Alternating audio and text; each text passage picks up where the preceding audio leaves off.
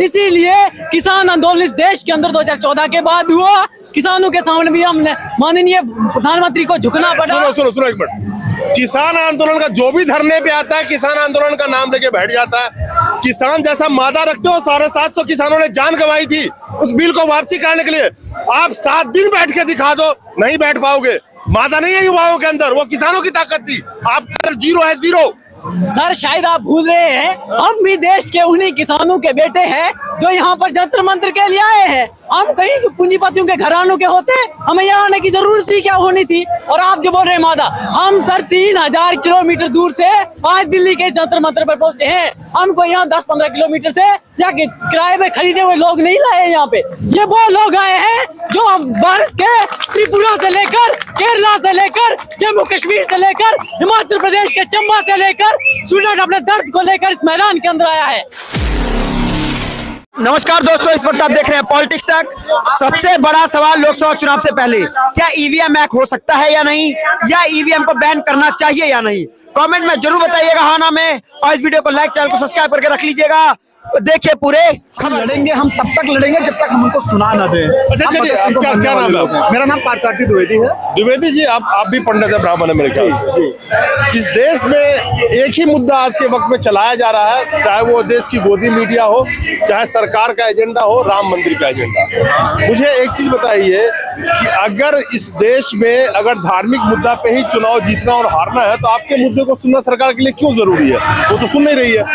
देखिए, हमारा जो वैचारिक पुरखा है कार्ल मार्क्स, उसने कहा था कि धर्म एक अफीम की तरीके से है। आज उस अफीम को इस तरीके से लोगों में बांट दी गई है कि धर्मांतता के आगे जो है लोगों को कुछ दिख नहीं रहा है। हम जो वैचारिक रूप से जो प्रोग्रेसिव लोग, जो प्रोग्रेसिव छात्र संगठन के लोग हैं, हम जब बोलना शुरू करते हैं, हम जब लड़ना शुरू करते हैं, तो जो इनके गुंडे विश्वविद्यालयों के अंदर पाले गए हैं, हमने देखा अभी कि जो है यहाँ पे बनारस हिंदू विश्वविद्यालय के अंदर एक छात्रा के साथ बलात्कार किया, इन्हीं के गुंडों ने जो है, वो इनके आईटी सेल के जो है प्रभारी थे। वो उनकी तस्वीरें जो है जेपी नड्डा, नरेंद्र मोदी और अमित शाह और योगी आदित्यनाथ के साथ जो है वायरल होती है। उनके साथ करीब उनके खिलाफ, उन दरिंदों के खिलाफ जो है करीब 2 से 3 महीने का जो धरना चलता है, कोई सुनता नहीं है। चलिए, कोई सुनता नहीं है। हमारे साथ हमारे सहयोगी राहुल भी साथ जुड़े हुए हैं। Rahul ji, over to you. चलिए, एनईपी को लेकर के दिल्ली में जिस तरीके से बड़ा प्रदर्शन है, सड़क पर इस समय छात्र उतरे हुए, लेकिन देश में एक बड़ा मुद्दा इस समय गर्म है, राम है। जी हाँ, राम मंदिर 22 जनवरी को कहा कि डेट बताए, वो तिथि नहीं बताएंगे, लेकिन अब तिथि भी बता दी, कहते हैं 22 तारीख को आ जाओ। लेकिन विपक्ष हमलावर है, उन्होंने कहा कि सस्वीकार निमंत्रण को स्वीकार करते हैं। तो राम है, राम के नाम पर इस समय राजनीति है। क्या लगता है कि शिक्षा की बात करोगे, कोई सुनेगा क्या? सुनेंगे तो राम राम राम राम की ही गाथा सुनेंगे। राम के आगे शिक्षा की बात करते हो, जय जय श्री राम कहते रहिए, खुश रहिए। देखिए, अगर आप मजबूत होंगे, आपके मुद्दे होंगे, तो सबको सुनना पड़ता है। चाहे आप राम की बात कीजिए, आप राम मंदिर बन रहा है, इससे हमारा कोई दो राय नहीं है, वो आस्था का केंद्र है, लोग मानिए। पर आप बताइए, मैं एक छात्र हूँ, राम मंदिर बनने से मेरा क्या फायदा है? मैं हिमाचल प्रदेश हूँ और मैं एक हिमाचल प्रदेश के छोटे से कॉलेज का छात्र रहा हूँ।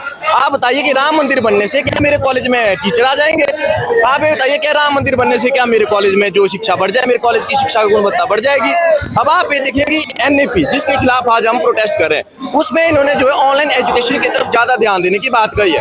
अब मैं हूँ हिमाचल प्रदेश, और हिमाचल प्रदेश से कुछ ऐसे गांव हैं जहां तक आज तक जो है बिजली तक नहीं पहुंची है।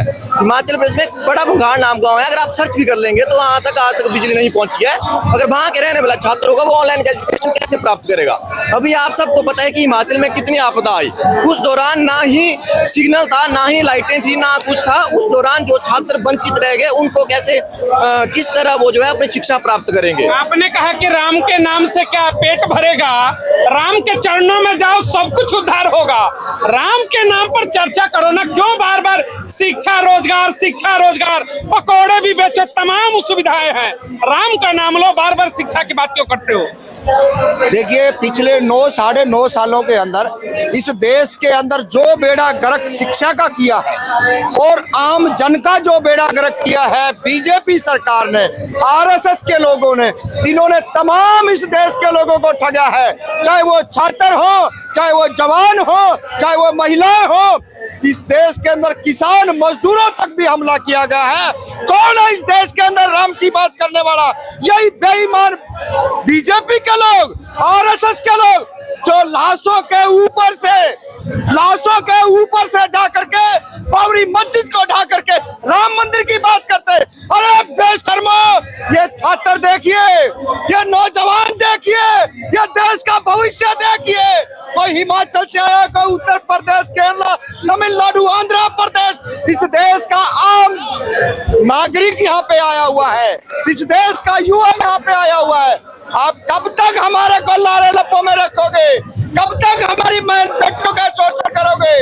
ये ज्यादा दिन तक आपका ड्रामा नहीं चल सकता है। अगर किसी गलतफहमी के शिकार हो तो आने वाला यही युद्ध आपको, यानी मंदिर पर चर्चा नहीं चाहिए, मंदिर पर चर्चा नहीं चाहिए आपको? बिल्कुल नहीं चाहिए। आपको बाबरी चाहिए? हमारे को न बाबरी चाहिए। हाँ, तो फिर राम मंदिर का समर्थन करिए। क्या चाहिए? क्यों करें? राम है तो सब कुछ है, राम है तो सब कुछ है। भी नहीं है राम है तो राममय है, राम कण-कण में है। सुनिए, इस देश के अंदर गीता से कुछ नहीं मिला, रामायण से कुछ नहीं मिला, भागवत से कुछ नहीं मिला।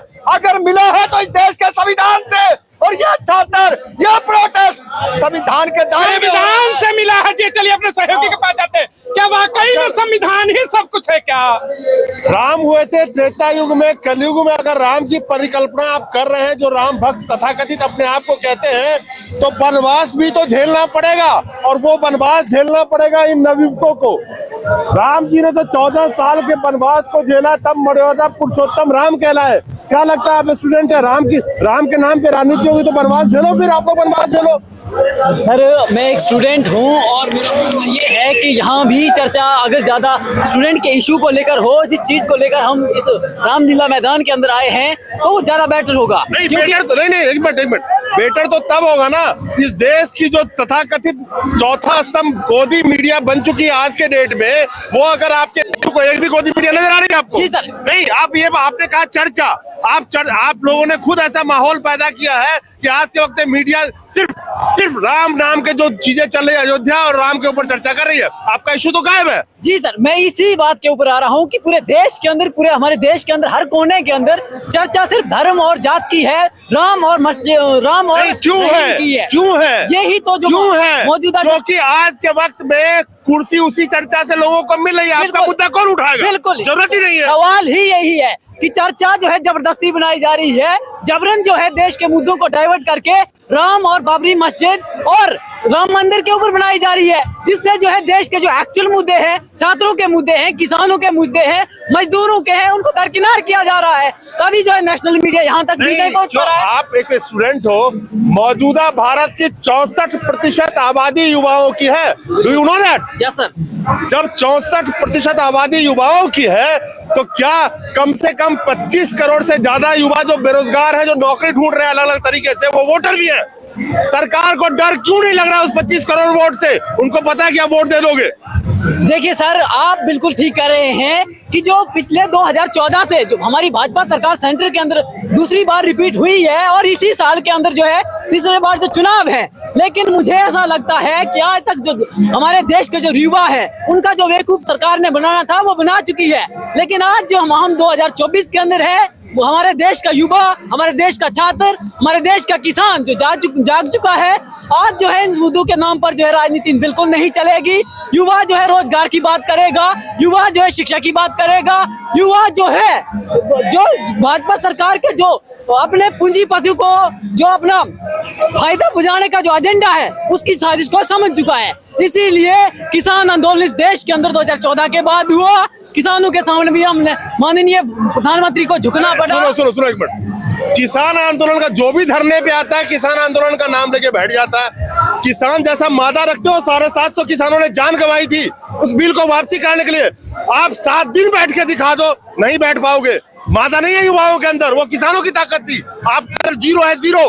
सर शायद आप भूल रहे हैं, हम भी देश के उन्हीं किसानों के बेटे हैं जो यहाँ पर जंतर मंतर के लिए आए हैं। हम कहीं जो पूंजीपतियों के घरानों के होते, हमें यहाँ आने की जरूरत थी क्या होनी थी। और आप जो बोल रहे हैं मादा, हम सर 3000 किलोमीटर दूर से आज दिल्ली के जंतर मंतर पर पहुंचे हैं। हमको यहाँ 10-15 किलोमीटर से या किराए में खरीदे हुए लोग नहीं लाए यहाँ पे। ये वो लोग आए हैं जो भारत के त्रिपुरा से लेकर, केरला से लेकर, जम्मू कश्मीर से लेकर, हिमाचल प्रदेश के चंबा से लेकर स्टूडेंट अपने दर्द को लेकर इस मैदान के अंदर आया है। हम यहाँ पर कोई खुशी और रंगोली मनाने नहीं आए, हम अपनी समस्याओं को लेकर हम यहाँ पर छात्र एकत्रित हुए हैं। जिस न्यू एजुकेशन पॉलिसी का हम विरोध कर रहे हैं, उस न्यू एजुकेशन पॉलिसी के अंदर जो है साफ तौर शिक्षा का निजीकरण किया गया है। अगर वो पॉलिसी हमारे देश के अंदर इम्प्लीमेंट होगी तो जो है गरीब किसान मजदूर वर्ग का जो छात्र है वो शिक्षा से दूर होता जाएगा।